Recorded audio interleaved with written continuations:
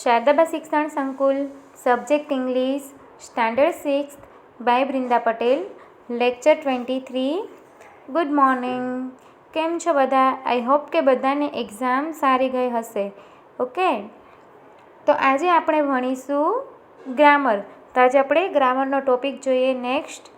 Okay, તો આજે આપણે જોઈશું ઇન્ટ્રોડક્ટરી ધેર, પ્રાસ્તાવિક ધેર. ઓકે, તો આપણે એને પહેલાં સમજીએ. તો સામાન્ય રીતે જ્યારે ધેરનો ઉપયોગ શરૂઆતમાં થાય છે ત્યારે તેનો કોઈ અર્થ થતો નથી, પરંતુ જ્યારે કોઈ અનિશ્ચિત મનુષ્ય, પ્રાણી કે વસ્તુ કર્તા તરીકે આવે ત્યારે મોટે ભાગે વાક્યની શરૂઆતમાં ધેરનો ઉપયોગ થાય છે. એટલે કે જ્યારે આપણે સેન્ટેન્સ હોય કોઈ પણ, એમાં કોઈ મનુષ્યના નામનો ઉપયોગ થયો, પ્રાણીનો નામનો ઉપયોગ થયો કે વસ્તુ કે એ બધું જ જ્યારે કર્તા તરીકે આવે, એટલે કે કંઈ કામ કરનાર વ્યક્તિ તરીકે આવે ત્યારે મોટે ભાગની શરૂઆતમાં ધેરનો ઉપયોગ થાય છે. ફોર એક્ઝામ્પલ આપણે જોઈએ તો અહીંયા તમને એક એક્ઝામ્પલ આપેલું છે કે there is a boy in the classroom. વર્ગખંડમાં એક વિદ્યાર્થી છે. બરાબર છે, તો બોય છે તે કર્તા તરીકે છે અહીંયા. બરાબર, તો એવી રીતે આપણે લખી શકીએ કે there is a boy in the classroom. વર્ગખંડમાં એક વિદ્યાર્થી છે. ખેતરમાં ગાયો છે, તો એને આપણે ઇંગ્લિશમાં લખો તો આવી રીતે લખી શકીએ there are cows in the farm. ખેતરમાં ગાયો છે. જગમાં પાણી હતું, કર્તા તરીકે પાણી છે, તો there was a water in the જગ. મેળામાં ઘણા લોકો હતા, તો there were many people in the fair. Okay, ઘણા લોકો હતા, બહુવચન છે એટલે વેરનો ઉપયોગ થયો. બરાબર છે, હતું અને હતા ભૂતકાળ છે, વોઝ અને વેર. હવે ઉપરોક્ત વાક્યને નીચે બતાવ્યા પ્રમાણે પણ આપણે લખી શકીએ. અ boy is in the classroom. Cows are in the farm. આપણને એવું થાય કે આપણે તો ઘણી વખત એવું લખતા હોઈએ છીએ કે a boy is in the classroom, cows are in the farm, water was in the jug અને many peoples were in the fair. બરાબર, તો આ બંને પ્રકારના લખાયેલા વાક્યોનો અર્થ એક જ થાય છે. તો આપણે આ બંનેને એક તરીકે લખવું હોય તો ધેર, અથવા તો આપણી રીતે લખવું હોય તો લખી શકીએ. ધેરનો ઉપયોગ કરીને પણ તેને લખી શકીએ છીએ. તો હવે ધેર પછી ટુ બીના રૂપ ઇઝ, આર, વોઝ અને વેરનો ઉપયોગ થાય છે. તો આપણે એક્ઝામ્પલ જોઈએ તો there is an apple on the table. Table ઉપર સફરજન છે, તો apple is on the table. હવે there are many people at the railway station. Railway સ્ટેશને ઘણા માણસો છે. બરાબર, there is and there are. તો ઇઝનો ઉપયોગ ક્યારે થયો? જ્યારે એક વચન આપેલો છે. બરાબર, અને આરનો ઉપયોગ બહુવચન આપેલું છે ત્યારે. અને there was a frog in the pond. તો આ ભૂતકાળના રૂપો છે એટલે વોઝ અને વેરનો ઉપયોગ કર્યો, અને અહીંયા એક વચનના રૂપો છે એટલે ઇઝ અને આરનો ઉપયોગ કર્યો. તો there was a frog in the pond. તળાવમાં દેડકો હતો. There were marbles in the bottle. બોટલમાં લખોટીઓ હતી. બરાબર છે, તો અહીંયા ધેરનો ઉપયોગ કરીને વાક્ય બનાવેલા છે, અને ઇઝ અને ધેર સાથે ઇઝ અને આર ક્યારે લાગે અને વોઝ અને વેર ક્યારે લાગે તેનો ઉપયોગ તમને બતાવેલો છે. હવે આપણે આગળ સમજીએ તો ખાસ યાદ રાખવાનું છે કે જો કરતા એક વચન હોય તો ઇઝ અને વોઝ વપરાશે, અને જો કરતા બહુવચન હોય તો આર અને વેર વપરાશે. એટલે એક વચનમાં વર્તમાનકાળ હોય તો ઇઝ વપરાય અને ભૂતકાળ હોય તો વોઝ વપરાય. એવી જ રીતે કરતા બહુવચનમાં વર્તમાનકાળ હોય ત્યારે આર વપરાશે અને ભૂતકાળ હોય ત્યારે વેર વપરાશે. તો આપણે એક્ઝામ્પલ જોઈએ તો there were vehicles on the road. તો વ્હીકલ્સ છે તે બહુવચન છે. બરાબર છે, તો રસ્તા ઉપર ઘણા બધા વાહનો હતા. ભૂતકાળ છે એટલે વેરનો ઉપયોગ થયો. There is a tiger in the cage. Tiger એટલે વાઘ. બરાબર છે, વાઘ એક વચન છે, એક જ વાઘ છે પાંજરામાં. તો there is a tiger in the cage. પાંજરામાં વાઘ છે. બરાબર છે, એટલે વર્તમાનકાળનું રૂપ છે એટલે ઇઝ વપરાવાનું. એવી જ રીતે અહીંયા જોઈએ ભૂતકાળનું રૂપ એક વચન. તો there was a there was a gardener in the garden. ગાર્ડનમાં માળી હતો. બરાબર છે, ભૂતકાળનું રૂપ છે એટલે was. And there are 2 dogs near the gate. 2 dogs. Dogs છે બહુવચનનું રૂપ છે, એ કરતાં વધારે છે કૂતરાઓ, એટલે કે ત્યાં ગેટ પાસે 2 કૂતરાઓ છે. બરાબર, એટલે બહુવચનનું વર્તમાનકાળનું રૂપ છે એટલે આર લાગ્યો, અને બહુવચન છે એટલે ડોગ્સ છે એટલે બહુવચન છે એટલે ટુ બીનું રૂપ આર લાગે છે. હવે આપણે આગળ જોઈએ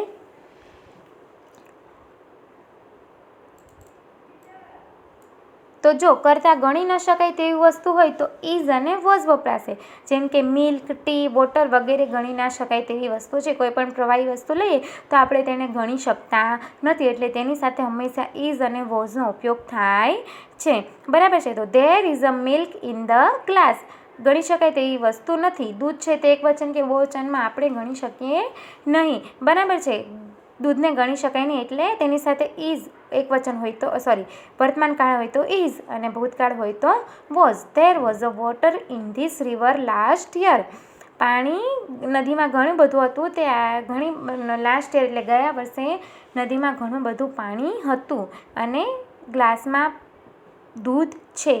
તો જ્યારે વાક્યની શરૂઆતમાં ધેર વપરાય છે ત્યારે તેનો અર્થ ત્યાં એવો થતો નથી. કર્તા એટલે ક્રિયા કરનાર, કે જે કોઈ પણ ક્રિયા કરે છે તેને કર્તા તરીકે ઓળખાય. તેને અંગ્રેજીમાં સબ્જેક્ટ તરીકે ઓળખવામાં આવે છે.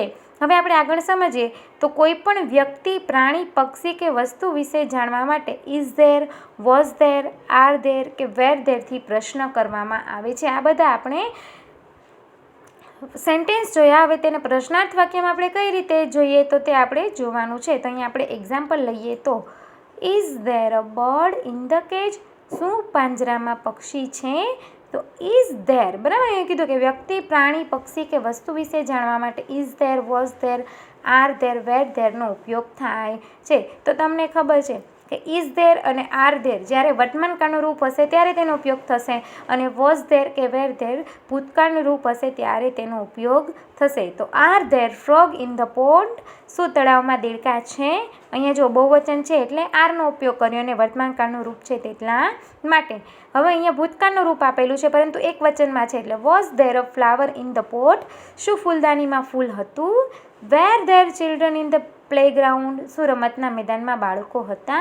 તો અહીંયા બહુવચનમાં છે એટલે આપણે વેરનો ઉપયોગ કર્યો. તો ધેરથી શરૂ થતા વાક્યોમાં ટુ બીના રૂપ ઇઝ, આર, વોઝ, વેર અને ધેરની ફેરબદલી કરીને ઉલટ પ્રશ્ન આપણે બનાવી શકીએ છીએ. બરાબર. તો ધેર આર.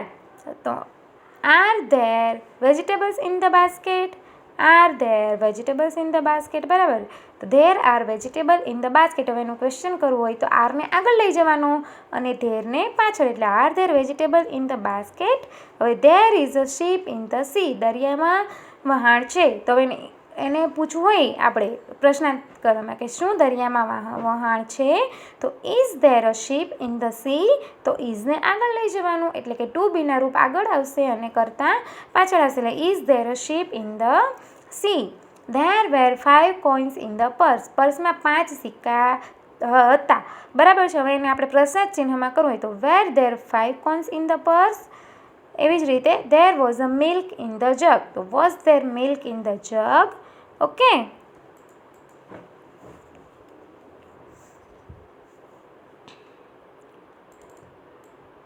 તો હવે આપણે જોઈએ તો ઉલટ પ્રશ્નોના યસ કે નોનો ઉપયોગ આપણે ટૂંકમાં આપી શકીએ છીએ અને હકારમાં ટૂંકા જવાબ આપણે આ પ્રમાણે આપીએ. તો યસ ધેર ઇઝ કે yes there are, yes there was અથવા તો યસ ધેર વેર. અને નકારમાં ટૂંકમાં જવાબ આપવા હોય તો આપણે આવી રીતે આપી શકીએ. નો ધેર ઇઝન્ટ અથવા તો no there aren't, no there wasn't અથવા તો કે નો ધેર વેરન્ટ. બરાબર છે કે ના તે નથી અથવા તો ના તે નથી. હવે ઉદાહરણ જોઈએ તો were there books on the shelf. તો શું કહે છે કે શું તે બુક ત્યાં શેલ્ફ પર પડી છે? તો યસ ધેર વેર હોય તો કે હા તે છે. Is there a sandwich in the lunch box. Lunch બોક્સમાં સેન્ડવિચ છે? તો કે નો ધેર ઇઝન્ટ, ના તે નથી. Was there a lion in the zoo. પ્રાણી સંગ્રહાલયમાં સિંહ છે? તો યસ ધેર વોઝ. બરાબર. એવી જ રીતે અહીંયા તમને યસ અને નો આપેલું છે. હવે અહીંયા આગળ જોઈએ તો are there 5 apples in the basket. શું બાસ્કેટમાં 5 સફરજન છે?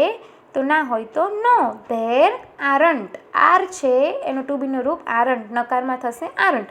There are 4 apples in the basket. બાસ્કેટમાં 4 જ સફરજન હતા. Were there mango trees in the field.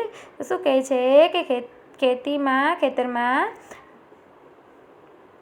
કેરીનું મતલબ કેરીનું ઝાડ એટલે કે આંબો છે, તો નો ધેર વેરન્ટ.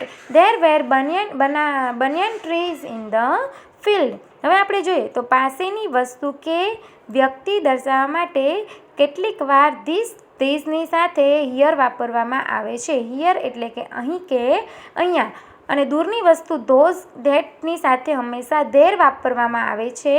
ધેર એટલે ત્યાં. તો અહીંયા આપણે જોઈએ તો this is my hat, it is here. આ મારો ટોપો છે અને તે અહીંયા છે.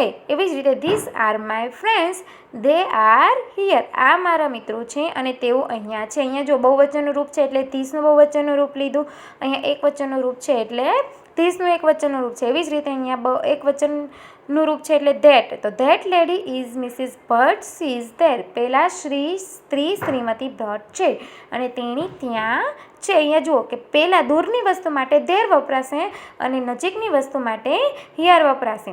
Those are your books, they are there. પહેલાં તારા પુસ્તકો છે તો તે ત્યાં છે. બરાબર. આનું જે એક્સરસાઇઝ છે તે હું તમને મોકલી આપીશ. તમારે આ જ બધા જ નિયમ અને એક્સરસાઇઝ છે તે તમારે ઇંગ્લિશની ગ્રામરની નોટમાં લખવાના છે. Okay, thank you.